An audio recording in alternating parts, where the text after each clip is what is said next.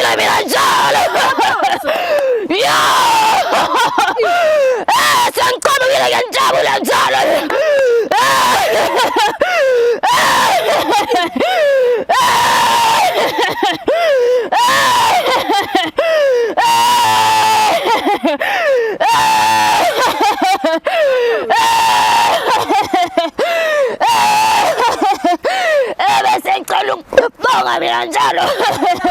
So we're scheduled to have 3 speakers. One of them, Piliswa, is unable to make it. She's currently struggling with cancer, so she's going through chemotherapy. She had been discharged, but she's having some complications with different allergies and so on. Other speaker, Kumo, is on her way. She's had a personal crisis, so she is pretty late, but I think we can carry on. Lerato, one of our speakers who is here, please come. I'd like this to be a very interactive sort of setup. I'd love us to have a conversation. I'd love for us to be as open as we possibly can with one another, because I think our stories can inspire each other in different ways. So please.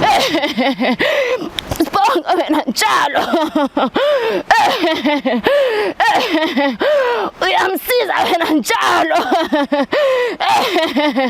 Umsebenzi wakhe njalo. Nawe uthwele kanzima njalo. Ungakhathali wena njalo. Umsebenzi umningi njalo.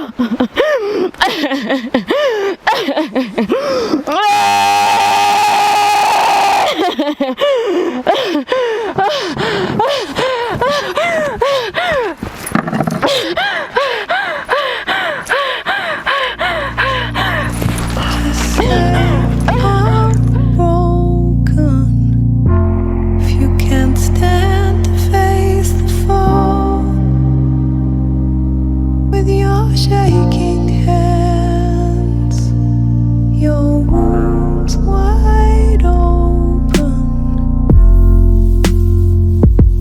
I won't desert you.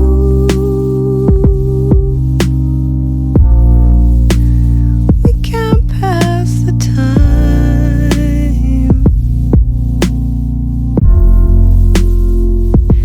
counting the seconds.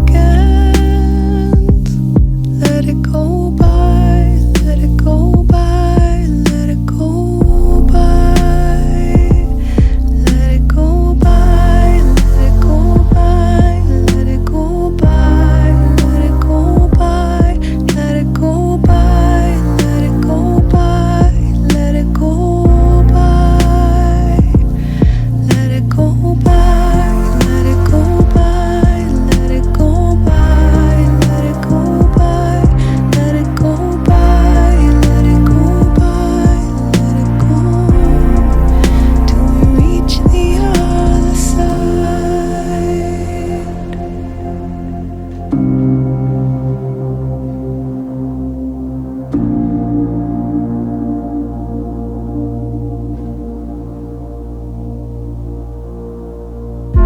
And when it's heavy on your chest, you can't find the words to say I'm sorry.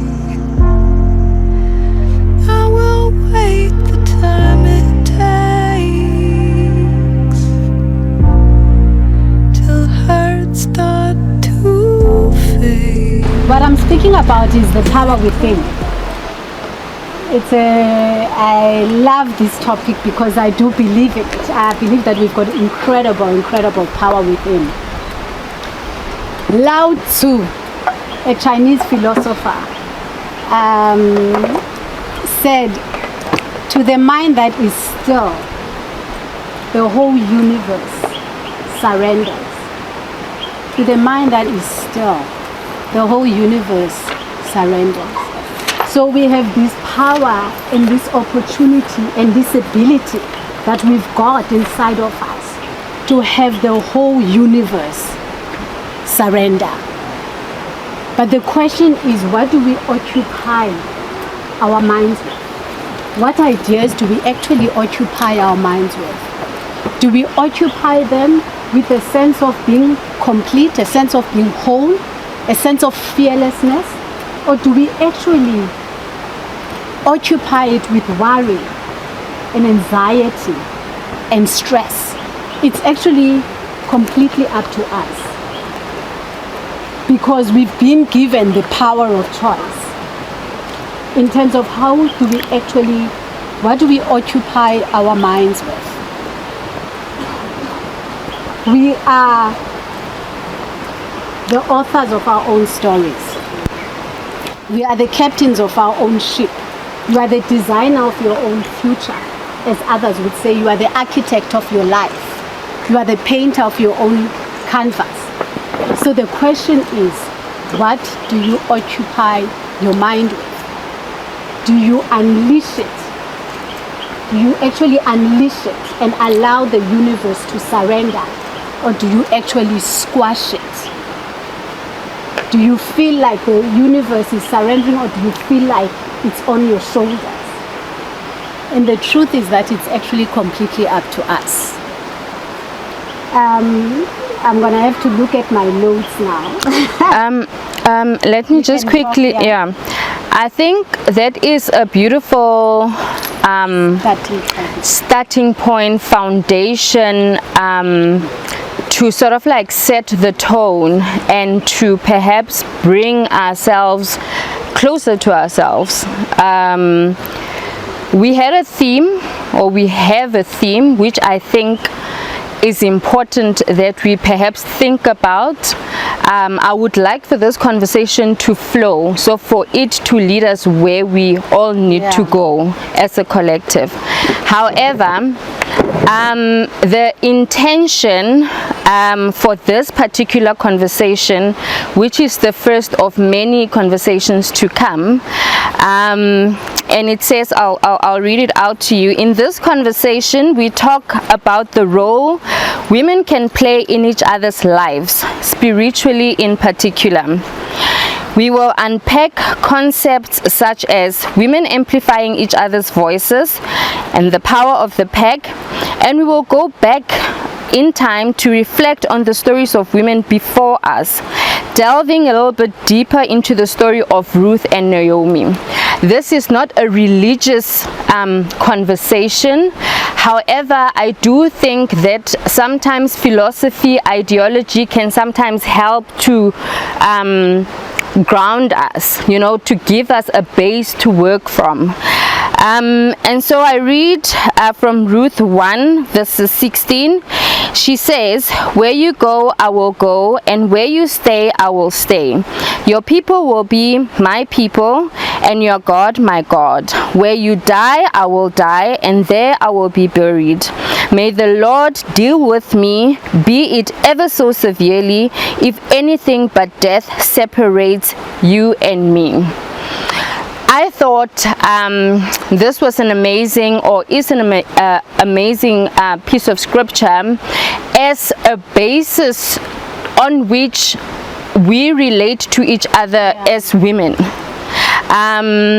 I don't know the Bible well. I'm going to request Lerato to just get into that scripture a bit in order for us to explore the role that we... I'm very interested in the mind, because I believe we are powerful beings and we have just forgotten who we are.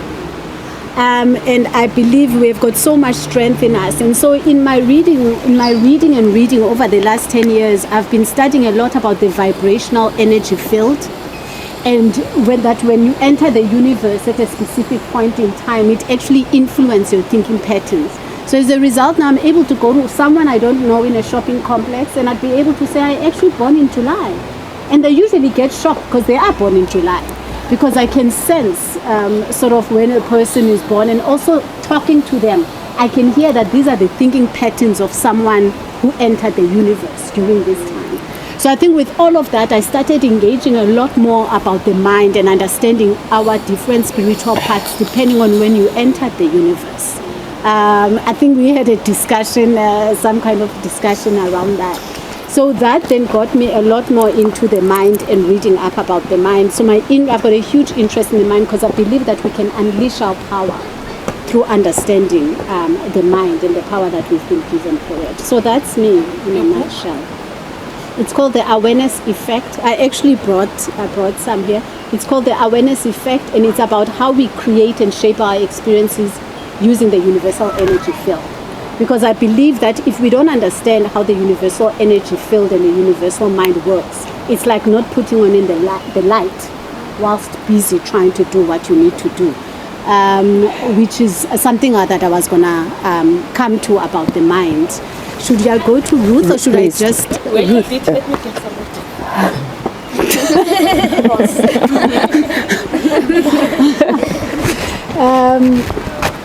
I think actually I have to wait for, because I wanted, before I go into Ruth a little bit, finish off quickly what I wanted to discuss about the, just engaging the power of the mind, specifically looking at the 7 universal laws. So that as you are doing what you are doing, the laws are operating all the time, but whether we are aware of them or not.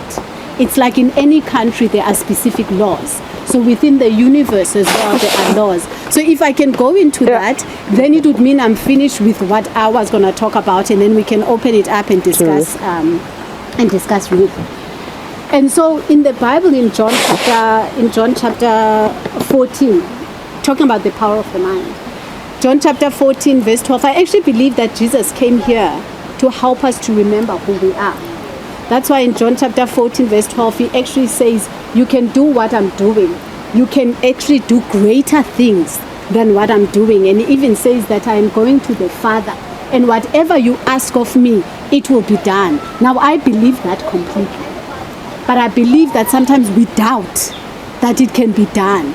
And so the universe cannot go against us. If you doubt, the universe has to show you and reflect to you a world that is full of doubts. And so you become uncertain, you know. And for example, when we speak about Peter, if you remember, there's a time Peter, they saw Jesus in a lake. Do you remember that story in Matthew? In Matthew chapter 14, I think verse 27 or 28. Jesus is actually walking on water, and Peter says, and then they say, oh my goodness, it's a ghost. And Jesus says, no, do not be afraid, it is I. And Peter says, if it is you, then tell me to come out. You know of that story? He says, tell me to come out. And actually, Peter starts walking on water. But what happens? He started drowning. And Jesus picks him up, and he doesn't say, why did you look at the wind, or why did you do this? He says, Peter, why did you doubt? Why did you doubt? And so, because we've been given so much power, as soon as we doubt, the power has to go with doubt. It cannot go anywhere else. Jesus can't even interact, because it's the 6th law of the universe. According to your faith, it has to be done. If you doubt, it has to be done like that. It has to be uncertain. Do you understand what I mean? And so quickly I'll go through the 7 laws of the universe. So I was going to say that the first law of the universe is the law of mentality. It's called the law of oneness. It's actually from the person who's purported to have written the 7 laws of the universe is actually Hermes. Hermes is a god. Hermes is called Hermes Trismegistus, apparently by the Romans. But he is the god Ningish Zida from the times of the Sumerians, Mesopotamian times, the gods of Africa. He was the brother of Ra. I'm sure we've heard about Ra-Amon, the god of Egypt and the god of the Babylonians. He is also a god of the South Americans. In South America, they called him Quetzalcoatl or Kukulkan, or the feathered serpent. He's the one that is supposedly has written the 7 laws, because he understood that sometimes if we don't understand the laws of the universe, we may actually work against them without knowing that we're working against the laws of the universe. So the first law of the universe is the law of mentality. The law of mentality says we are all one. And it reminds me of a scripture by Jesus when he prayed. He said, may they be one, Father, just like you and I are one. Even in the Bible, it also says, in him we live and breathe and have our being. So the first law of the universe is that even though you may think you are doing this thing to this person, it's coming back to you because we are all in oneness. And we have to remember that as we are doing things to each other. And as women, as we are supporting each other. The second law of the universe is the law of, as it is within, it is without. As it is above, it is below. So whatever you think, we will manifest in the universe. So if you are thinking things that, oh, things never work out for me, life is just so difficult, guess what? The universe has to show you and to prove to you that you are right, because you are a powerful being. It has to show you that life is difficult. It's got no other choice. Does it make sense? Yeah. So, and also, Jesus puts it very nicely, just by the way, I don't go to church, but I do believe. Jesus puts it very nicely, and he says, clean the inside of the cup first, and the outside will be clean. That's actually the second law of the universe. I believe that Jesus was brilliant in giving us the laws of the universe. But the fact that we took it around and made it a religion is our choice. Never said he's starting a religion. He came to remind us how powerful you are, and he came to remind us how the universe works, because we are power being. The third law of the universe is called the law of vibration. That different things vibrate at similar frequencies and at different frequencies. So for example, anger is an energy, it's a spirit that is out there. Energy, once you start getting angry, you must know resentment will soon follow because they attract each other. Rage will follow because they attract each other. And it's been made very popular lately by what is called the book called The Secret. That specific law. They actually only delve into that specific one law of the universe, which is the law of vibration. The fourth law of the universe, which we must also always be very much in touch with, is called the law of polarity. For everything in the universe, it's a universe of duality. For happiness, there is sadness. For hot, there is cold. And it's up to us as power beings of choice which one we choose. You can choose this one, which will take you a different direction, or you can choose another one which can take you a very different direction. That's a fourth law of the universe. And what I like about it is Buddha himself actually said the root of suffering is attachment. The root of suffering is attachment. Is what the root of attachment? The root of suffering is attachment. It actually goes into this specific law of the universe. Because if you are attached to this way of doing things or that way of doing things, it's better to just remain consistent so that whatever comes, you are able to swim like this river in your space. So that's the fourth law of the universe. The fifth law of the universe is called the law of rhythm. I'm sure, you know it. When the rhythm starts going, you can even feel it inside you. You start moving a specific, because we are beings of rhythm. And everything in the universe works according to rhythm. For every up, there's a down, down, up, all the way like that. So if you also get too attached to things being high, high, happy, happy, when things start going bad, you go, because you don't understand. There's a rhythm to it. I promise you, as soon as things go, you must know it's coming. The down is coming, because it's a rhythm of the universe. It has to work like that. It's how the universe operates. So just prepare yourself. The root of suffering is attachment. Just prepare yourself that when up is you're having a great time, just mellow yourself and stay consistent and in equilibrium. Because the down is coming and you can't go all the way down because your experiences are going to be very challenging. You make yourself stay in equilibrium all the time. And then you just flow, accept and surrender. Accept and surrender. Because once you resist, you're resisting the rhythm of the universe, and the rhythm of the universe has to come. Does it make sense? The sixth law, very quickly, it's only 7 laws. A sixth law is the one that Jesus could not disturb even with Peter when Peter was drowning. The fifth law, the sixth law of the universe is called the law of cause and effect. Your thought is the cause. Anything you think has to be manifested in the universe. It has to be manifested. So we have to be very aware of the kind of thoughts that we are entertaining, because they are the cause, and the cause has to have its effect. That's how the universe works. And then the seventh law of the universe is an incredible law, and it goes very well with the what do you call it? With the zodiac elements. That's how, because I've been studying the zodiac elements for the last 8 years or so. So what that one is, it's called the law of gender. So for example, there are some of us here that are very feminine in terms of how we're very loving, very compassionate, very giving. But then when it comes to, hey, get things done, we're like, no, stay in the background. No, don't, it's okay, it's okay. You know, we're scared of even being out there. But love, we are loving. But we must learn the law of gender is that the feminine elemented people have to become more masculine, stronger and fearless, and able to face anything. And yet you get the masculine elemented ones who are like, what did you say to me? You know what I mean? And then those ones must learn compassion. They must learn love. You'll find over and over again they are surrounded by situations where they are forced or compelled to start understanding what it means to have compassion. You'll find you so strong, but you're always surrounded by people that are needy.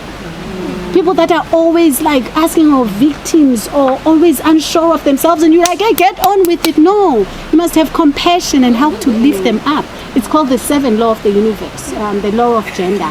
And so as we operate as power beings that we are, we have to really get to understand how the mind works. Firstly, the power of the mind, the power of choice as well, the power of the universe to support us. But it only works with us in terms of the ideas that we've decided to gravitate around.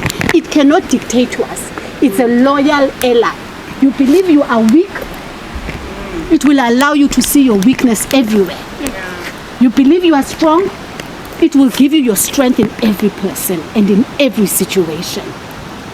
And so it's the power we have. And Swami Vivekananda, I'll end off with this one. Swami Vivekananda said, to believe yourself weak is the greatest sin. The greatest sin is to believe yourself weak, because you are so strong that even the universe has to surrender. And that's my talk. The fact that you're here is an opportunity to open yourself up to different ways of thinking, new concepts perhaps, and just really open yourself up to and possibly understanding things differently, or relating to God, to the universe in a different way. And let's see what happens. I mean, often for me, some of these things have sort of come to me as you see a concept there, you become interested, you start reading up on it, and then this concept moves you to that concept. And we need to be open to new ideas and new ways of thinking. To be attached to sort of like your own knowledge and to see it as true and absolute, I think that is a bit problematic. There's a quote there, I'm a spiritual being having a human experience. Now, if you truly believe that you're a spiritual being, when things happen around you, how do you take that in? Do you feel like you're a failure? How do you contextualize the things that happen around you? Do you either take them as, okay, that's interesting, my soul perhaps wants to learn how to forgive, or my soul has brought X and X into my life so that I can perhaps learn to be more patient sometimes, and to see yourself. You know, what is it that you can learn from in this particular situation? I'm taking us a step back. Sorry guys. Sorry guys. She was so good.